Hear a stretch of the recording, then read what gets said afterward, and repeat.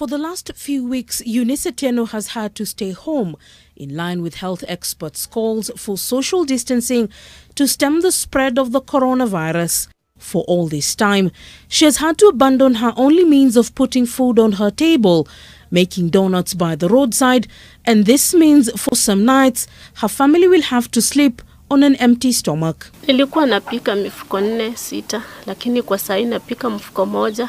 Corona imeni affect juu niko na watoto. Hiyo biashara ndio tegemeo, mimi sina mume. She is among hundreds living in the crammed Kibera slum, just a blip in the socially invisible and forgotten community that puts up here, and unlike others, she cannot stand in line for any donations that may come through in her community. Ni vizuri kama vitu kama hizo zikitokea, labda watulete sisi kama walemavu kwa nyumba. 500 million shillings, which were in arrears, have also been released to persons with severe disabilities. In the midst of a pandemic, some of those living with disability or contending with a chronic illness are now at double disadvantage.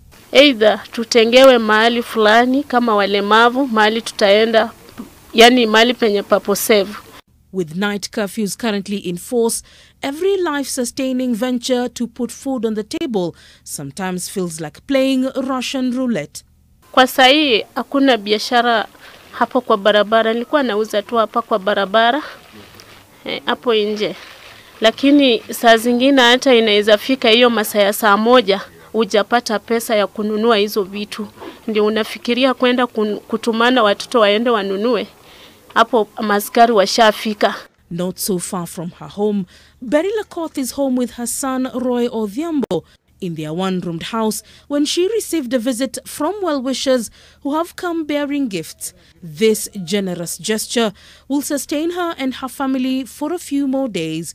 Roy has been living with a condition caused by cerebral palsy, which he has lived with since he was a baby. Nilikama at long last nikakam nikaielewa juu niliambiwa. Kwa hivyo nimeishi kama nimeikubali, lakini at the moment hakuna physio fanywa juu siwezi toboa.